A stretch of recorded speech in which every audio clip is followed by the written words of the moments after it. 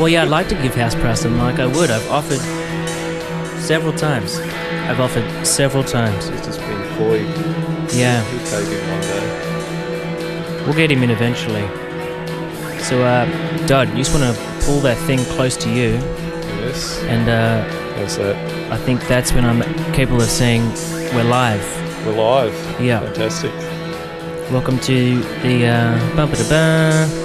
Brownsnake. Brownsnake. Very happy to be a part of the Brownsnake. Thank you for inviting me, Nick. You're welcome. Thanks for coming. Some people have trouble making it onto the Brownsnake. Having trouble making it onto the Why? Yeah, things hold them back. You know, whether it be other social engagements or just Fear? a need to warm up to the idea as well. Right. Because understandable. a live stream can be tricky for someone, or many people actually. Last week, I had Harry Pierce on, and I invited his girlfriend Steph on as well, but she didn't want to get on the live stream because it's live. Right. Yeah. Yeah, I'm quite comfortable. Yeah. Live. You look comfortable. Thanks. You look comfortable.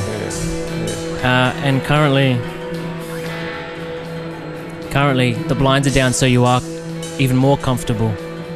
It's quite sunny out there on the Brownsnake. Yeah, it's quite. I'm glad the sun's not hitting me in the face. It'll make me look uncomfortable and maybe a bit nervous. Yeah, how do you look in the straight on light of the sun? Guilty, like I'm trying to hide something. Yeah. Certain lights do cast you in different perceptions. Well, I feel like I was being interrogated. Like that's one of the techniques that the detectives use, isn't it? Shine a light right into the face of the suspects. Right. Where were you on the night of... Interrogated by the cosmos. Yeah. That's a harrowing thought. Well, we're all being interrogated by the cosmos. Slowly and surely.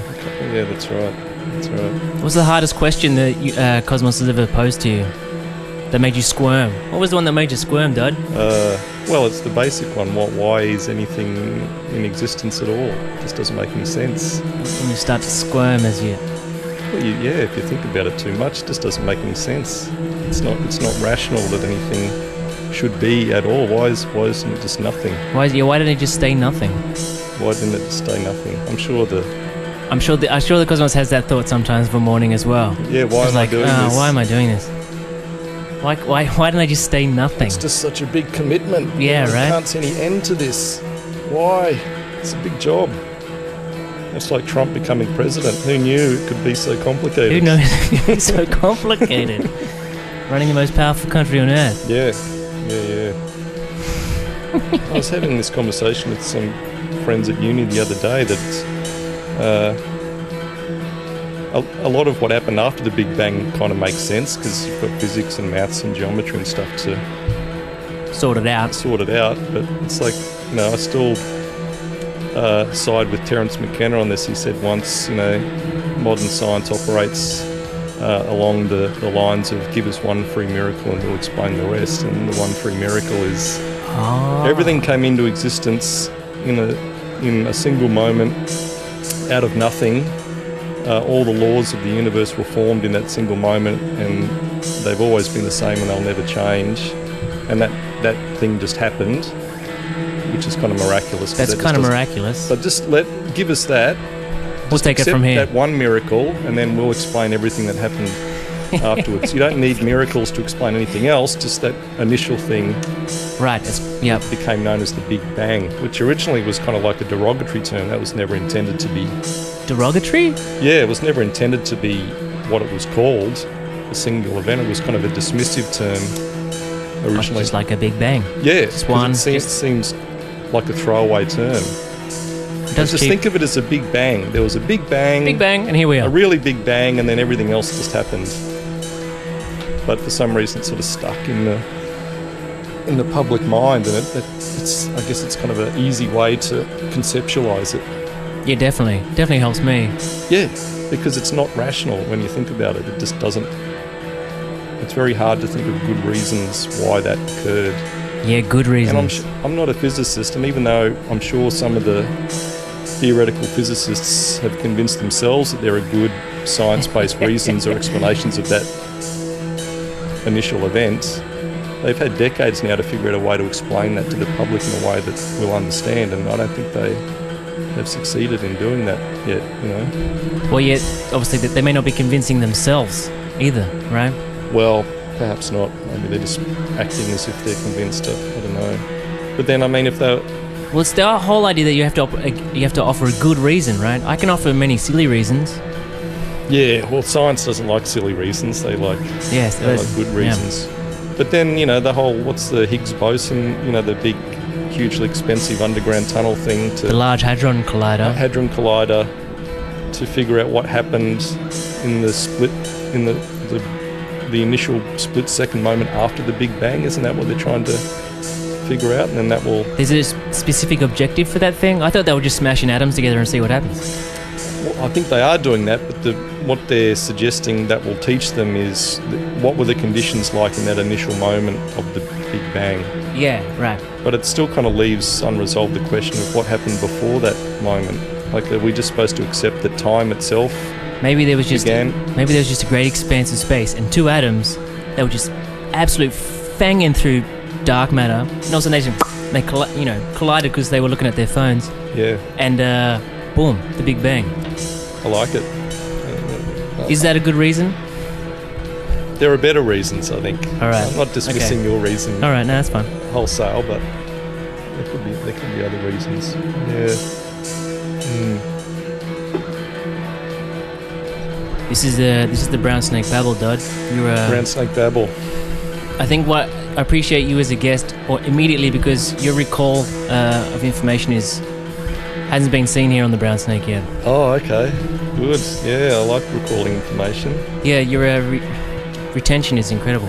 Maybe people come in like, someone said this and someone said that, but it's never complete and it's never as exact.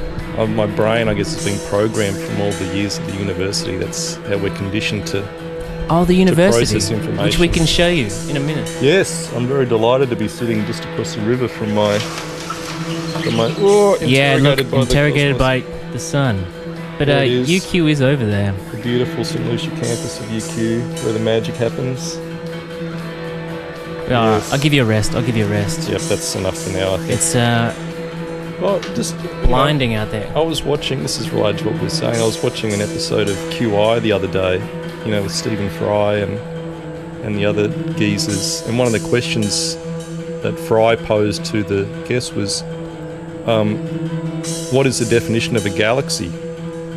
And I had kind of assumed that astronomers have had that on lockdown for a long time, because that's a term that is used widely in astronomy and cosmology, and that's a term that the public's familiar with. Oh yeah, galaxy. Ours is called the Milky Way, and there are billions of other galaxies that we know of.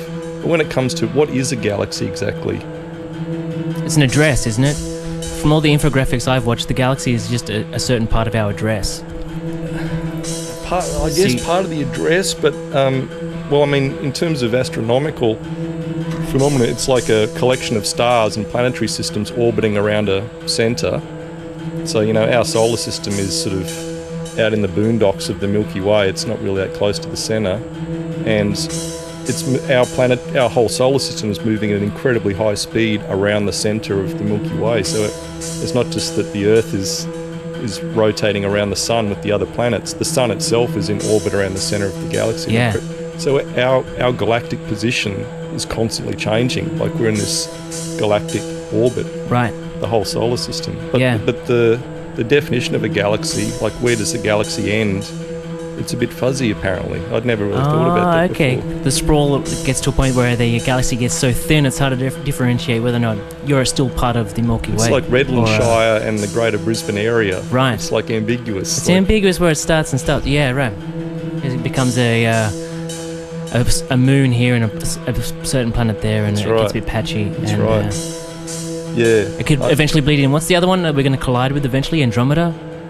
Ooh, good question. I don't know. So our sun is going to collide with? No, the Milky Way is going to collide with another galaxy and eventually morph into something far better.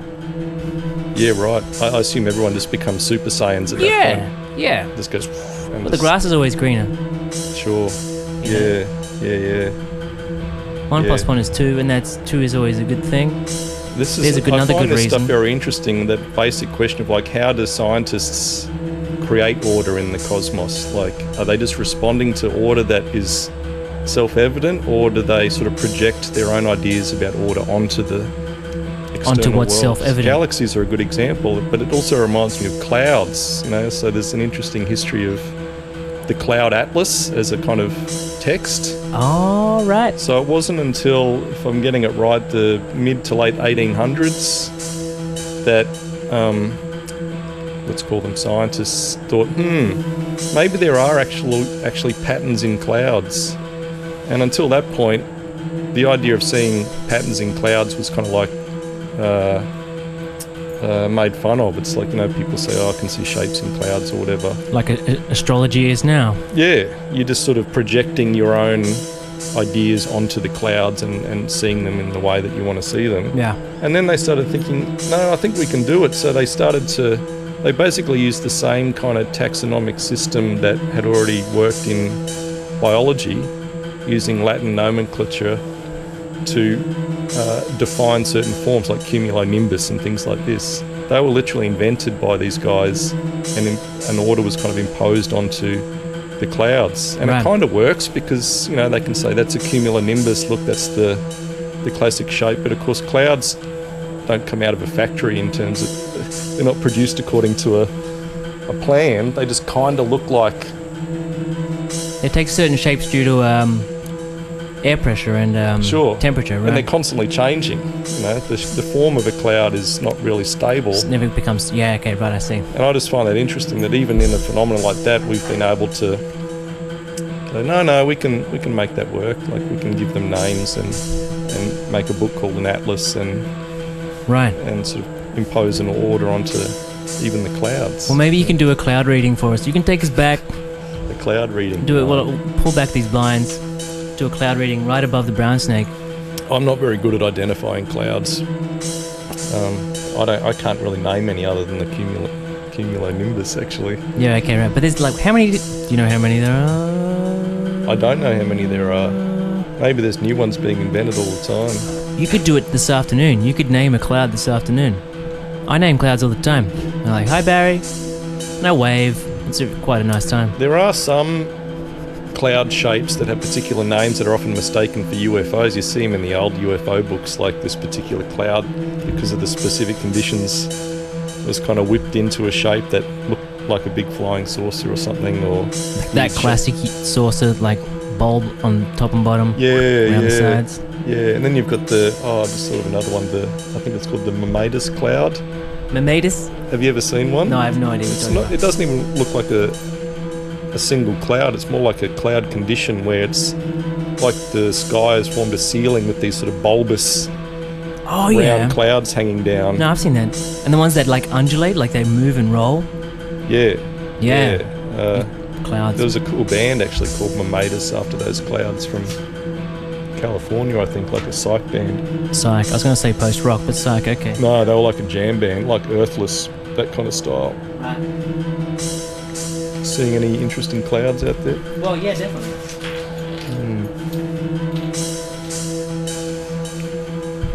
Most often there's always clouds above the brown snake. We've just come out from beneath a massive cloud.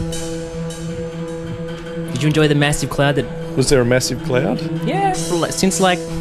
A rain cloud? Yeah. No. One massive, continuous, grey, soggy cloud. I hadn't been outside until I left the house to come here this afternoon. Since actually. when? When did you last leave the house? Well, I left the house at 3 o'clock, I think. I've been inside all day, so I don't really know what's been happening. I was kind of soggy this morning. Was And- it? Yeah. Yeah. I wouldn't know. I've been indoors. Where did you come from? You probably...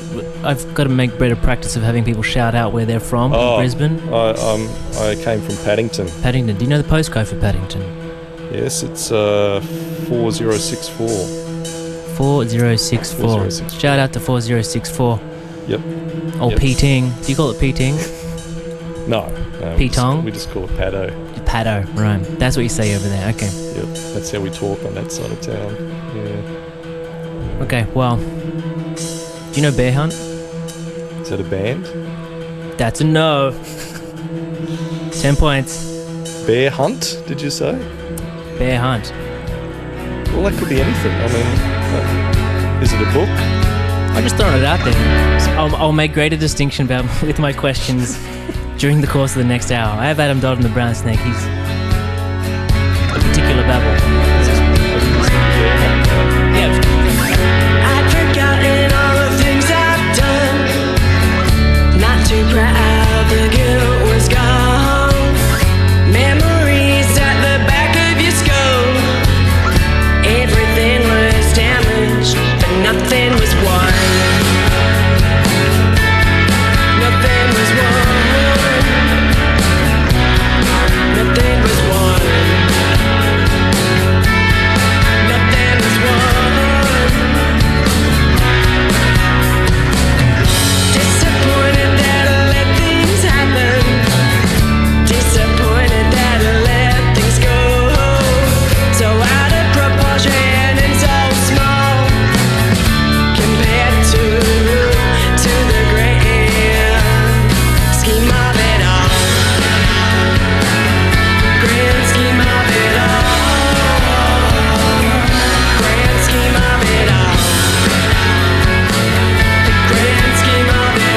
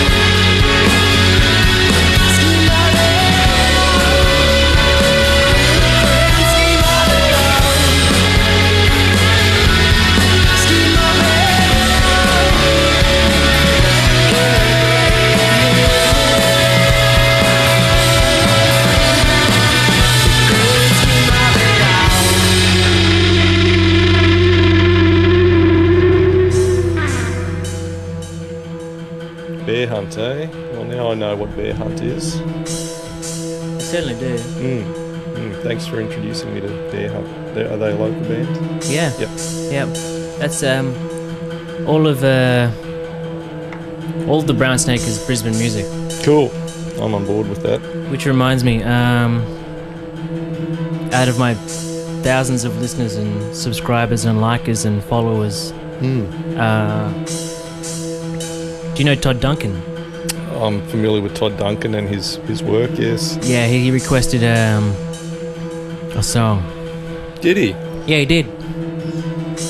I think you're the draw card here. I don't know if Todd Duncan has tuned in before, but Okay, well, I'm glad I'm drawing new listeners. Listeners, subscribers, and likers, and donors. Yeah, our donors. Yeah, last week I established all sorts of. You're monetising this.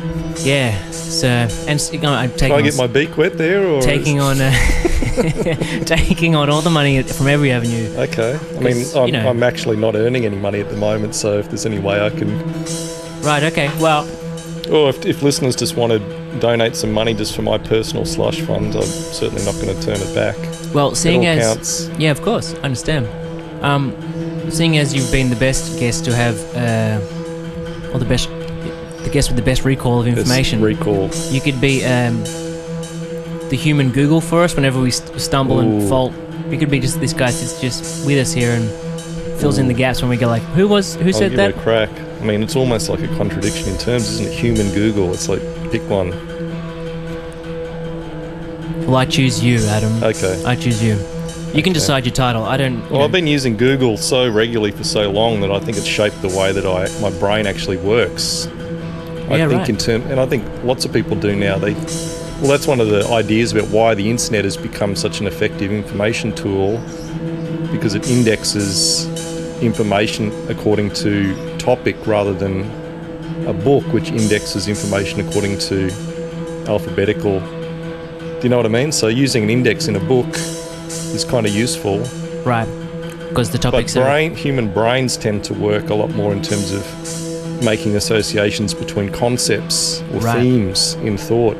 Instead of just purely alphabetically. Yeah. Right. So the way that information is organised on the internet, so this idea goes, is actually much more in alignment with how brains work. So that's why it's easier, I guess, to form a kind of symbiotic relationship between the way your brain's actually processing information and the way the internet as a tool helps it to do that. You know, like if you're reading a Rotten Tomatoes page about a movie, and for example, and you look at the way that certain things are linked, I think it just, you know what I mean? It's. No, yeah, I'm curious to know have you experienced any change in the way you because you already obviously have a good retention for information. Absolutely. But it causes problems because, like a lot of people, I find it increasingly difficult to just sit down and read a book or read an article without using that as a stepping stone to look at something else. Right. Not even just reading. Like when you're reading stuff online, you get opportunities to click on. Yeah, I call it wormholing. Wormholing. What do you call it? Do you have a pet name for it?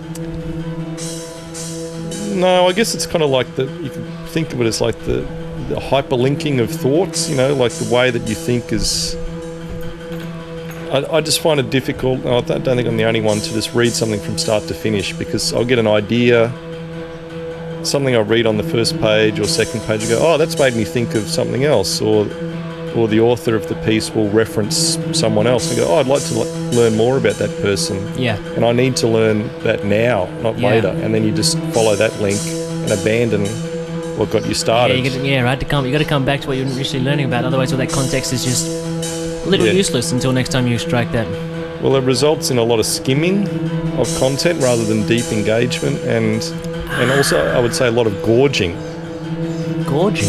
You're kind of gorging yourself on information, and you're sacrificing depth of engagement for breadth of engagement. You have a very easy to get a very broad scope on a topic on the internet. Yeah. It's less easy to get a deep focused engagement because the internet wants to drag you from one page to another, right? Yeah. That's the way I feel that.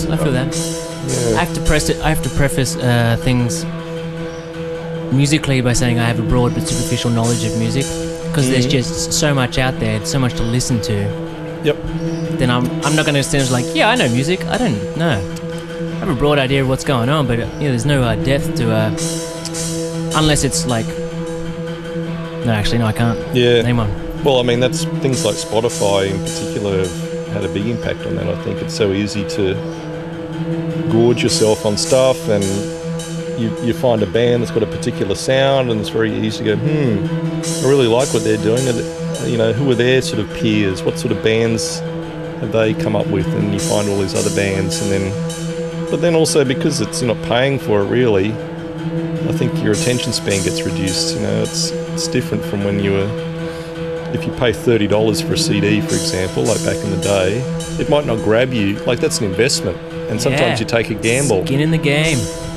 Because before the internet, you'd heard maybe one or two singles off the album, and the idea was those singles will convince you that the album is a worthwhile way to spend your money.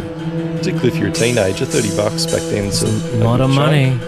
So you want a safe investment, but there's something exciting about taking the risk as well, because sometimes you get gypped. Sometimes like one example that springs to mind is Cake. Remember that band Cake? I do definitely remember Cake. They had a hit single called The Distance. Yeah. And then maybe one or two other singles which weren't quite as great. And that album... Long Jacket, Short Skirt, Long Jacket. That one, yeah. And something else I heard one in Coles the other day too that was driving me crazy. Oh, Coles Radio. Shout out to Coles Radio. Coles Radio. But nothing ever approached The Distance in terms of... They just peaked with that single. And the album, I was kind of hoping that The Distance wouldn't be the best song on the album. I was like, that's a fucking cool song. But nothing else on the album approached it. The single convinced me to drop the $30. $30. And I listened to the album a lot. I kind of enjoyed it, but I was ultimately disappointed that, But if Cake came out today in the Spotify world and opened with The Distance, and everyone's like, wow, that's a really hot track. Yeah. And they couldn't back it up with other solid numbers on the album, they just get lost. I mean, it's so easy to discard it and move on to the next band, That's why we have single culture right now. Single culture, yeah. Toe dipping. Everyone's just up for a bit of a toe dip. I dip my toe in this, dip my toe in that. Absolutely. All for $11.95 a month. $11.95 a month. Is that what it is? I don't know. I just kind of... I think it's something like that in Australia, yeah. But I think there's also a kind of social pressure to... It depends on what circles you move in, I guess, but if you move in kind of arty, in social circles that are interested in music, art, or whatever, there's a kind of obligation to have a broad knowledge. You know what I mean? It's just like a social skill to be able to talk about music, for example. Yeah. And Spotify is a great way to acquire that skill. And I just think sometimes what relationship does that have with enjoyment of music? Because, there's a difference between enjoying music and making sure that you're educated enough about music that you can hold your own in a conversation. Yes. If the conversation turns to a serious one about music. A certain social currency. Yeah. I mean, if you know how to use the platform, you can acquire more information about particular genres of music or lineages of bands in an hour than anyone could have accumulated. Yeah. Like pre-internet in months and months. Like, where would you get that information? You know what I mean? So I'll give you an example. The other day I was listening to The Byrds, and then I'm like, I'll listen to the Flying Burrito Brothers, because, some guys that were in The Byrds are in the Flying Burrito Brothers. And then I was like, who were the members of the Flying Burrito, apart from Graham Parsons? Like Chris Hillman, what did he do? And then immediately I can just listen to all of these Chris Hillman solo albums and go, he's sort of moved into this sort of yacht rock smooth music style in the 70s. That's really interesting. And there's just no way I could have learnt that, let alone listened to it prior to this particular form of technology. Yeah, definitely. Yeah. But I think... How was the yacht rock? Did you get into it? Oh, it's fantastic. Yeah, I mean, if we weren't so focused on local music in this show, I would suggest. Well, yeah, I'd love to put on whatever I want, but I get YouTube doesn't like me playing songs that are owned by. Sure. Well, he's a big guy, Chris Hillman. He's a major recording star, so you wouldn't want to. I don't want to fuck with him. No. You don't want to take on Chris Hillman. I tell you who I do want to fuck with though. His music is smooth, but I'm assuming his legal team is even smoother. No, they'd slick. be harsh. They'd be slick. They'd be slick and savvy. Yeah. And relentless. Well, let me just show you something else that's quick and relentless. Like my unparalleled ability to draw out a segue. Segue, eh? Yeah, this is for Todd Duncan. I'm going to pull the... Oh, yes. Yeah. It's called Smoko. Shall we? Sure. 1, 2, 3, 4.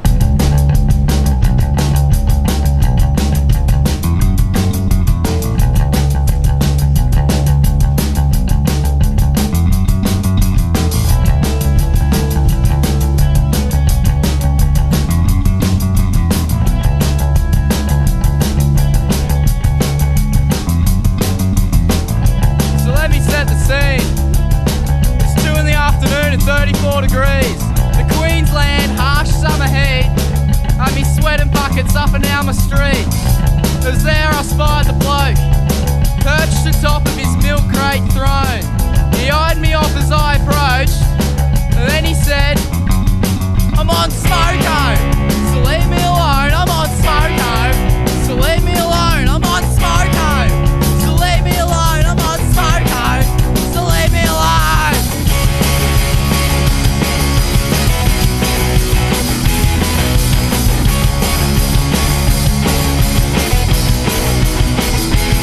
I'm on smoko, so leave me alone. I'm on smoko, so leave me alone. I'm on smoko, so leave me alone. I'm on smoko, so leave me alone.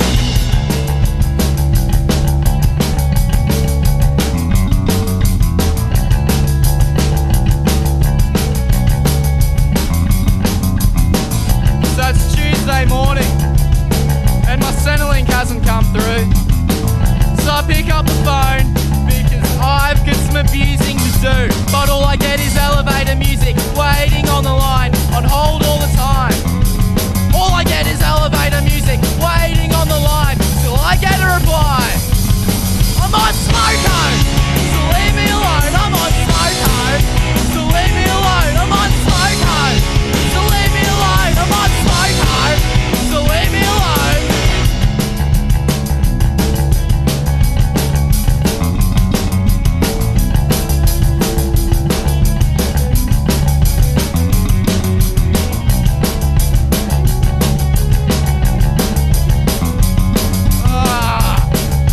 Oh, what time is it? Is it smoko? I'm on smoko, so leave me alone. I'm on smoko, so leave me alone. I'm on smoko, so leave me alone. I'm on smoko, so leave me alone. I'm on smoko. I'm on smoko, so leave me alone. I'm on smoko, so leave me alone.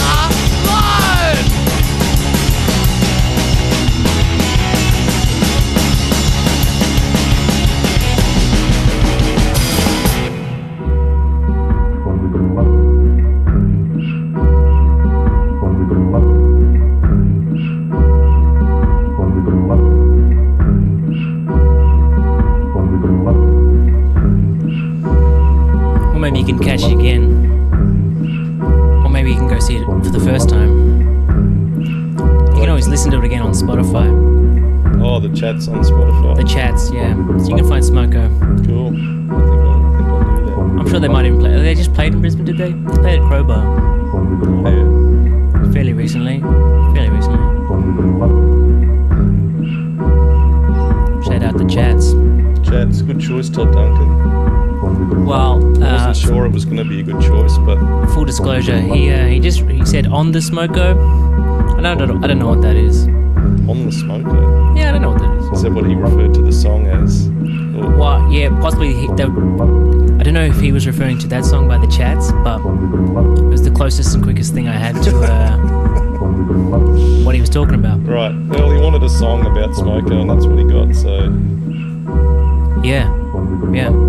So you better be happy. that's more than you get from a lot of other live streams around town. So Yeah, right. What other live streams around town do you watch? 0. See, Yeah. tune into the Brownsnake. Have a babble with us. Yeah. Request a absolutely. song, you'll get it. Just make sure it's from Brisbane. Yep. Yeah. So yeah. What were we talking about before the smoko? Don't do this to me, man. I built you up all episode now that you have an something incredible to do with- recall, and Something to now do with Google, wasn't it? yeah, the way Google shapes your brain to Yeah. I think that's spent, isn't it? I think that's Spent. Yeah, I'm just trying It's to okay. retrace our steps, and then it was something to do with Spotify and the gorging and the how you can sort of educate yourself, but maybe stop enjoying the music as much, but you're educating yourself about the whole story of music or particular bands and stuff like that. Yeah. You know what happened? I revealed the brown snake to you, and you just got lost in its it's a wondrous grandeur, right? It really is a wondrous view. Yeah. Only a select few in this city have the privilege of such an outlook. Well, exactly. That's why I'm sharing it with people. Yeah, well, it's wondrous. I think it's a great idea. It has a remarkable power. The brown snake does all sorts of things to all sorts of people. Well, particularly you got the light hitting the surface of the water there, and it's quite luminescent. So my eyes just want to look at the light. At the you know, bright so- lights. That's right. Yeah, I can't help it. Speechless. It renders Adam Dodd speechless. I just like to. Well, that's kind of refreshing, I got to say. A lot of people get on here and they get inspired by the brown snake, and they really while out on their ideas that they've been waiting to let go. And Do we know the story about why the brown snake is brown? I'm not sure if it's true or not. What, but the fairies?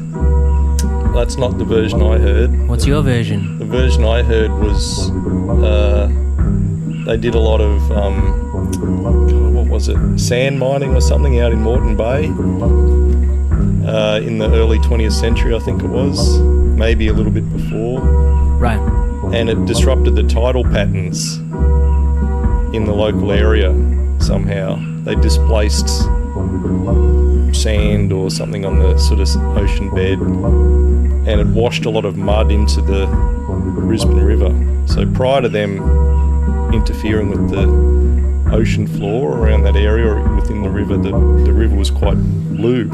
Actually, maybe it was even more recent than that. Maybe it was like, because you look at some of the images of the Brisbane River from like the 60s, and blue. the water looks really different. I mean, it looks like the Tweed. It's really, really blue. Yeah. So it hasn't always been brown. And I think, like I said, I don't know how true this is, but I think humans are the reason why it's brown. We do leave a lot of brown marks everywhere we go. That's right.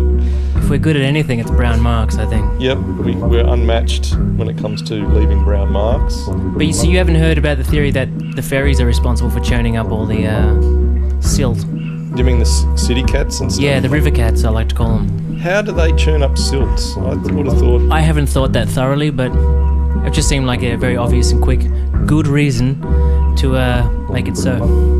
I'd like to know more about it. Maybe I really don't know. Maybe it's both. Maybe the dredging or whatever dislodged a lot of that sediment, and maybe the fairies keep it moving through the water. Yeah, they don't let it settle. Yeah, What about the dam? You reckon the dam stirs up some goodness for the...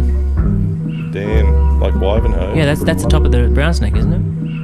I think so. Well, there's more than one. I have to admit my knowledge of the Brisbane Dam system. Wow, this is what you got a wormhole on tonight then. Yeah, maybe I will. I don't know if the dam affects that. But water management is a little bit outside of my knowledge. I can't say I've ever been interested in water management. No. Well, it's kind of interesting that more people aren't interested in it, right? We're kind of dependent on it, but it's one of those things you just take for granted. I imagine maybe if you've got a urinary tract infection, you might be interested in water management, but... Don't you think that, we all need water to survive. You can't really go very long without it, and if it stopped being supplied to your house... You'd be concerned. You'd want to know how to manage water better. Well, look at, the whole controversy in Flint, Michigan, about the lead in the water over the poison there. water, yeah. So that's been going on for years. And that's in a first world country. Yeah. Allegedly. What is the poverty rate of the great United States of...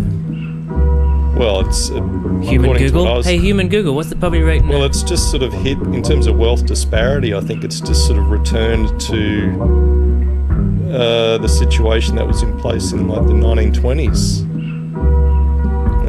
for the first time. Right.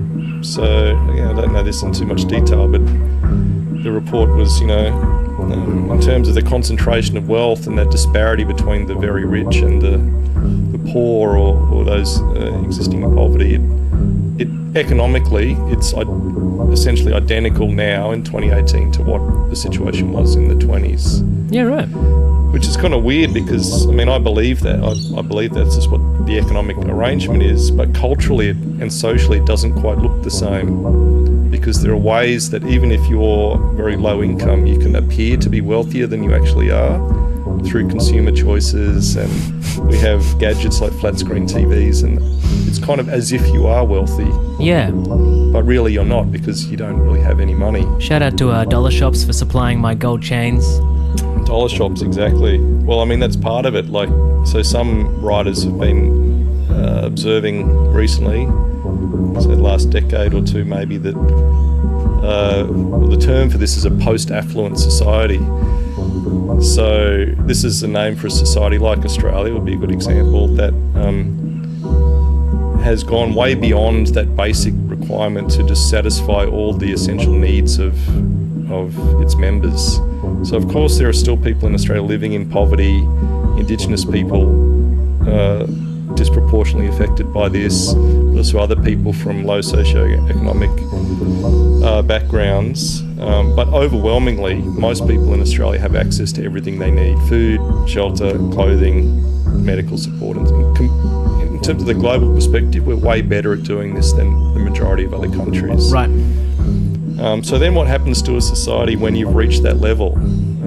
Well, it becomes often what's known as a consumer society. So what happens is, a lot of what happens economically is not really about meeting basic needs, it's about consumer choices, and it results in oversupply. So things like DFO, direct factory outlet. Bins of shoes. The dollar shop would be another example. So we are, as a society, supplied with far more goods than are required. Yep.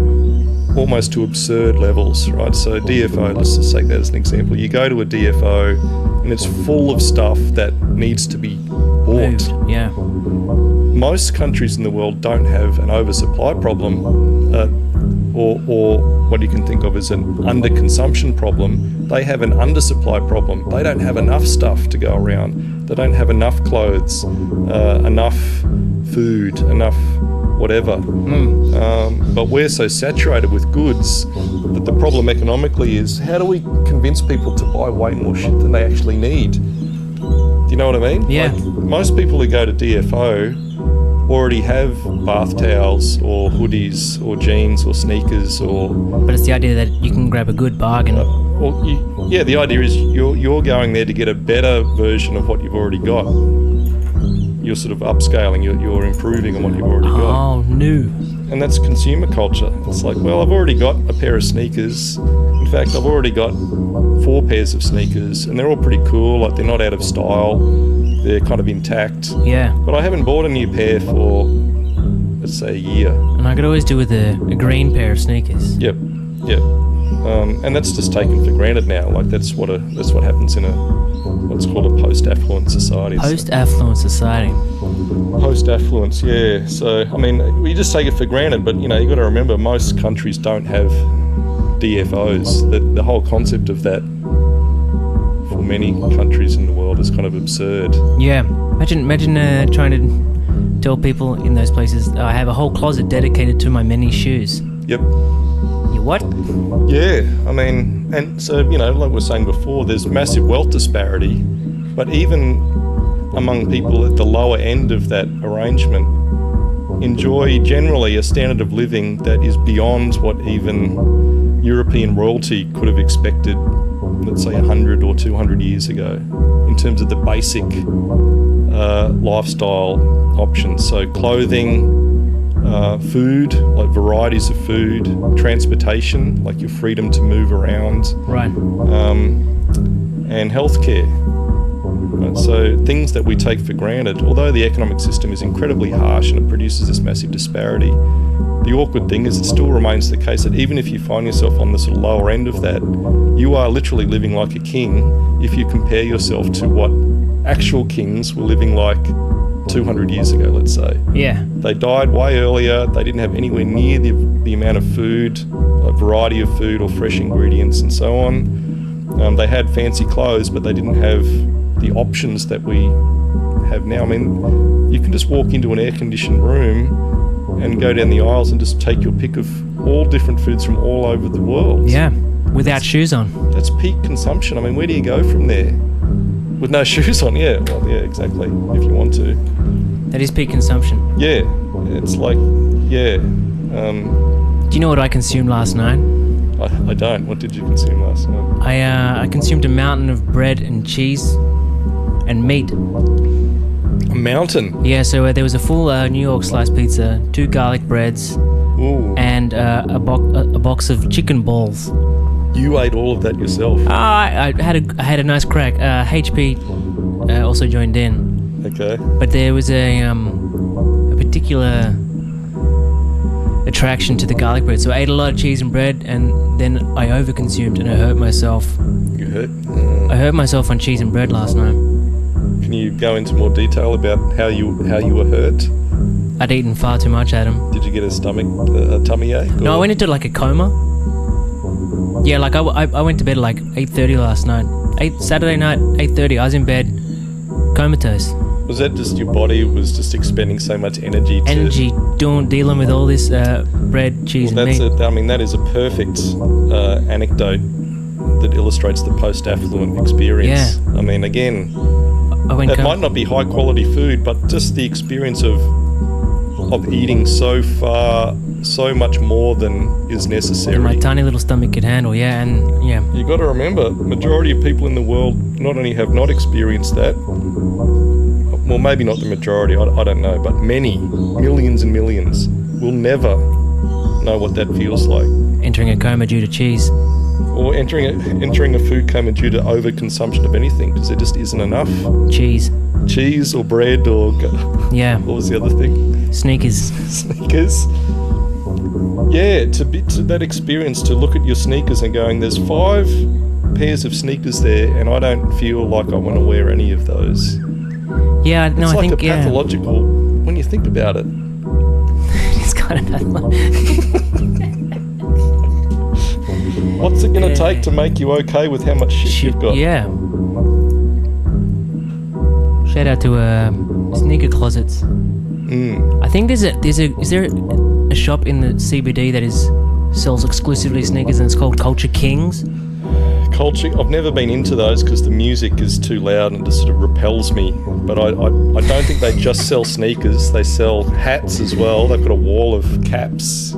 Yeah. Okay. Yep. But so is that called Culture Kings? You might be thinking of one that used to be on Adelaide Street. I don't think it's there anymore. Called Sneaker Freaker or Sneaker Pimp? No. I don't know. There was an exclusively like cool sneaker shop on Adelaide Street, but maybe that's a thing of the past. But I'm sure that a lot of people do go to Culture Kings to get their fresh kicks,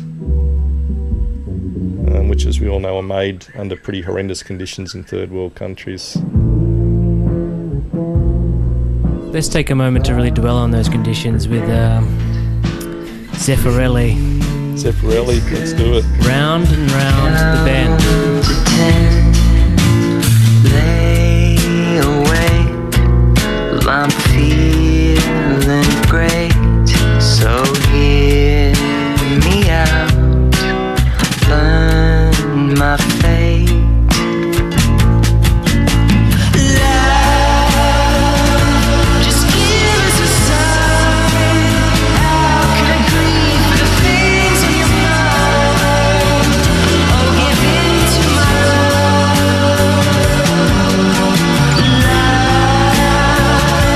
Just give it some time. How can we dream of nothing to find? Oh, give in to my love. Love the work, but I hate the game. So maybe I should think again. Feeling crushed, 'cause we're in a rush. So I'll slow it down. Thanks so much. Love, just give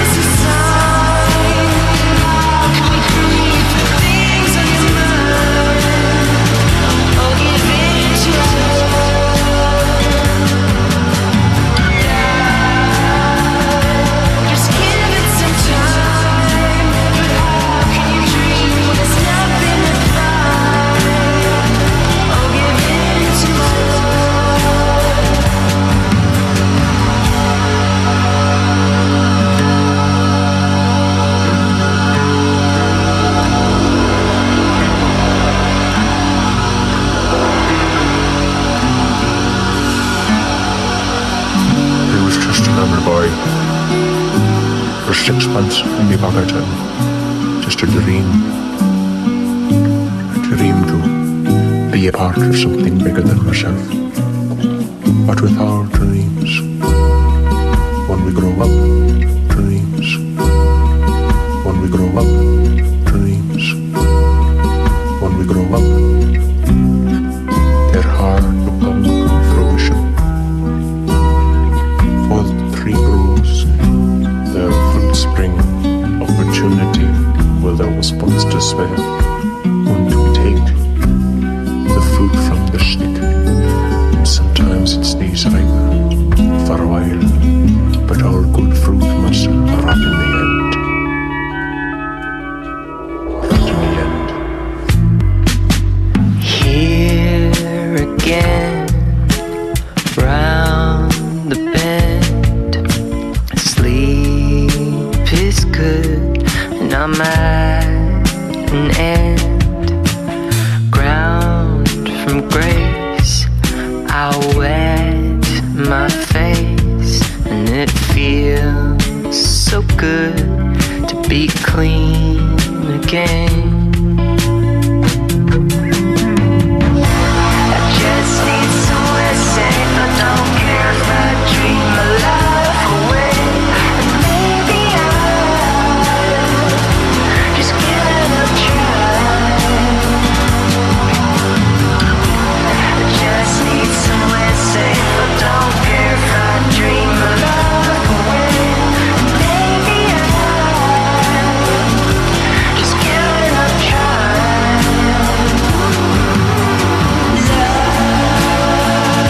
Just give us a sign. How can we breathe the things we deny? Give in to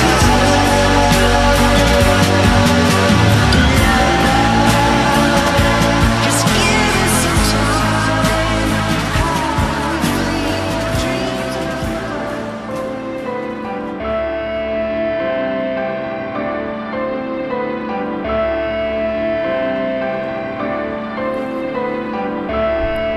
So,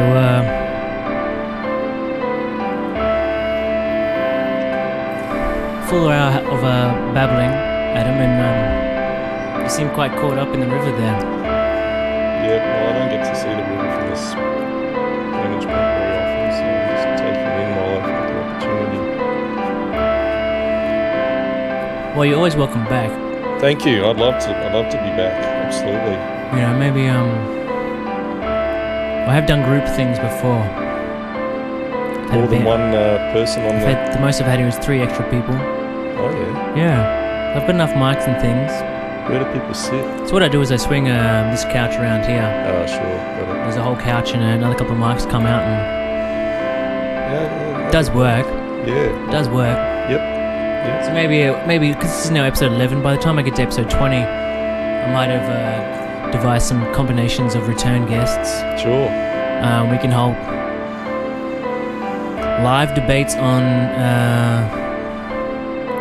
sneaker colours, maybe. Sneaker colours, any topic really. I mean, I love debates. They're a good way to sort of work out ideas. There's no better way to help yourself think, I think, than to talk with someone who doesn't agree with you on a particular Challenges you. Someone to contend with. Absolutely, absolutely. Yeah, I just think that's super important. And you know, we were talking before about Google and the effects it has on brains and information and stuff. And you know, another issue with the amount of information that people get online now is you're in a kind of it's called a filter bubble. Right. You know that term? Oh, like where you see all the same things as your friends because you only see what your friends like and... Exactly. You're kind of curating an information feed for yourself that aligns with your values and your beliefs. Yeah. And that's comforting for the individual, but it's not really good in terms of you getting an impartial or a broader perspective on the world. Yeah, I tried to break my bubbles up. So I curated a hard left Twitter and a hard right YouTube. Interesting. Yeah, you spend a lot of time just just letting things roll, or clicking and following and seeing what that leads to, and all the suggestions and everything. And I did it for a little bit.